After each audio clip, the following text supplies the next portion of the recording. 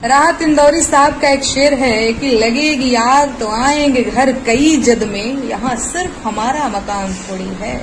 एकदम यही हाल है आजकल भोजपुरी गीत संगीत महकमे का। कल तक ये लोग जो दूसरे के घर की बहू बेटियों का चोली उतार रहे थे तो इन्हें बड़ा मजा आ रहा था। आज जब बारी खुद पे आई है तो मुंह से लावा निकाल रहे हैं, खिसिया रहे हैं, तिलमिला रहे हैं। अरे महाराज, बब्बूर का खेती करबा त कबो न कबो त कांटा गड़बे न करी। और आज जब ये कांटा गड़ रहा है, ये कांटा चुभ रहा है तो इन्हें दुख हो रहा है, इन्हें दर्द हो रहा है। भोजपुरी जैसी मीठी भाषा को परम अश्लील भाषा का दर्जा दिला दिए आप लोग। अब काहे खिसिया रहे हैं? एक बार भी आप लोगों ने नहीं सोचा कि भोजपुरी भाषा और इलाका वहाँ के सिर्फ मर्दों की भाषा नहीं है बल्कि औरतों का भी है। लेकिन आप लोगों ने इतना गंध मचाया कि राह चलना मुश्किल हो गया है अब तो औरतों का। पैदल चलो तो पान की दुकान पे, ऑटो में बैठो, टेम्पो में बैठो तो अलग संगीत में धमकी दी जा रही है चोलिया उतारने की। तो ये आप ही लोगों का फैलाया हुआ कीचड़ है। और जब खुद पे पड़ रहा है तो इन्हें लग रहा है अरे यहाँ गंदा हो गया, वहाँ गंदा हो गया। एक बार भी आप लोगों ने नहीं सोचा।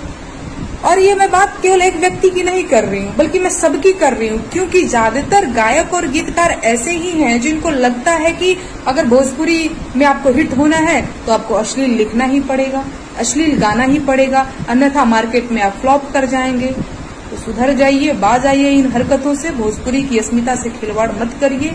आपको ये समझना होगा कि आपका ये फूहड़पन भोजपुरी को कभी भी स्वतंत्र भाषा के रूप में स्थापित नहीं होने देगा।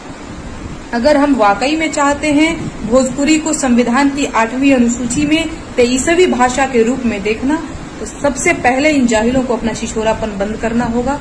गंदे गीत नहीं लिखने होंगे, गंदे गीत नहीं गाने होंगे, क्योंकि अगर भोजपुरी बोलने वाले ही भोजपुरी की इज्जत नहीं करेंगे तो और कौन करेगा। और आपको कोई हक नहीं है कि अपने हित के लिए आप हमारे हक मारें।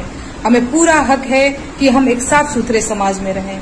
संविधान का अनुच्छेद 21 हमारे इस अधिकार का रक्षक है, ठीक ना? तो आप लोग इस चीज को समझिए। गंदे गीत लिखने से और गंदे गीत गाने से बचिए। फिलहाल के लिए बस इतना ही, लेकिन भोजपुरी गीतों में अश्लीलता के विरुद्ध हमारी ये मुहिम आगे भी जारी रहेगी। धन्यवाद।